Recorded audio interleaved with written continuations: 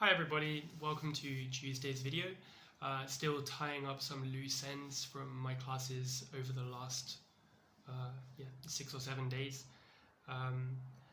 This will also bring us to the end of the first week, counting Wednesday until today, last Wednesday until today. So 7 days in a row with a video each day.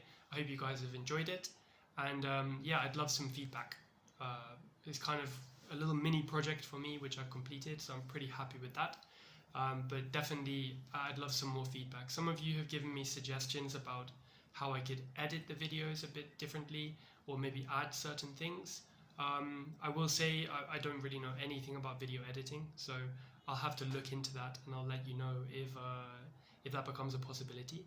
But definitely if the videos are too short, if you'd like to hear more examples during the videos, or if the videos are too long and you would rather just hear each chunk with a quick example, please do let me know. You can leave a comment directly under the video or send me a message directly through italki or WeChat or Skype, however you normally contact me, or just let me know in class, I suppose, next time you see me.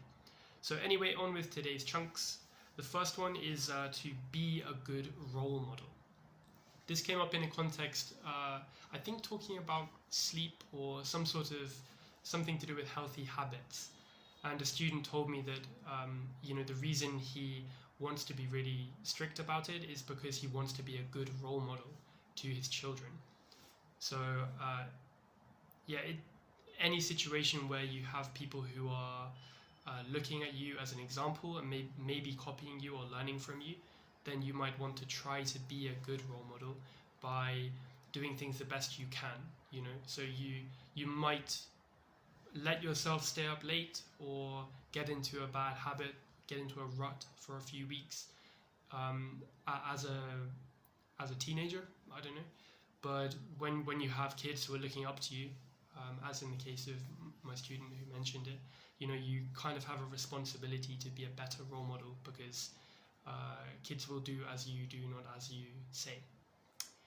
Number 2 is to make the most out of any sort of opportunity. So let me think. Last time I was in Belgium was while I was getting the train through on the way to Berlin. So while I was there for a very short time, I had to try to make the most of the opportunity to have some freshly made chips with mayonnaise, of course, because as soon as I'm gone, then I lose the opportunity, don't I? When you make the most of an opportunity, you're trying to capitalize on the opportunity. You don't want to lose it.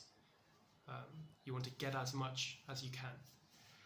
Number 3 is a sentence which is quite commonly used even by natives, but which might be useful for you guys to use in your conversations in English, which is, I can't think of the word. So it's sort of maybe sounds like a silly thing to say, but it just lets people know that you are thinking of a word, but you can't get the word to actually say it, so it gives you a bit of time. Definitely if you're talking with a native, then it will give you some time to try to think of the word, I might say, oh yeah, yesterday I had to go and buy a tool to fix the sink.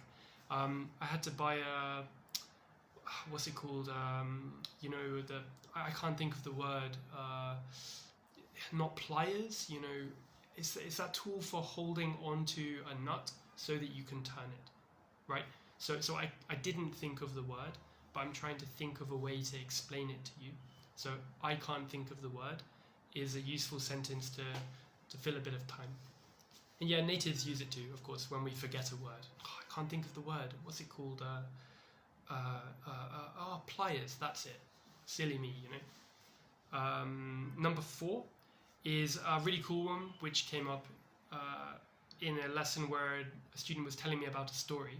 So in the story, I think it was a Famous Five story, and some kids were kind of trapped, and the other kids have to get them out.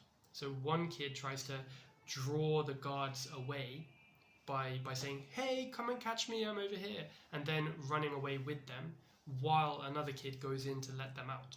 So this child who is trying to let himself kind of get caught by the bad guys is using himself as bait.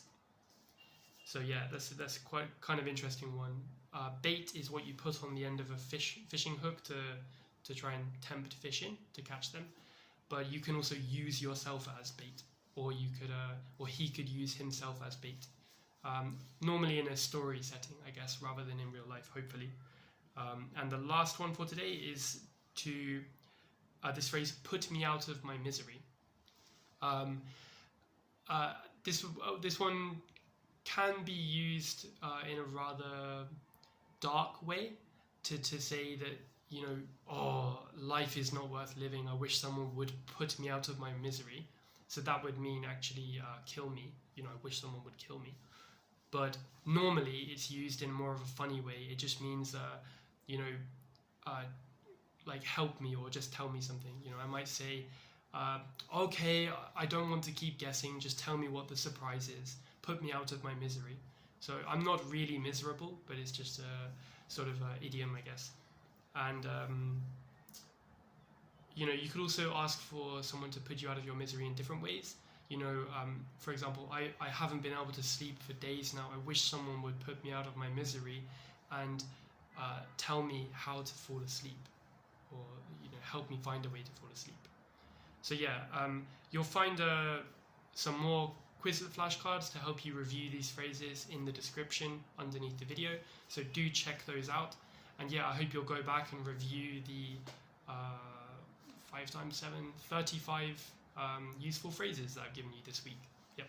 So I'll probably go forward in the next week and make another 7 videos, I suppose.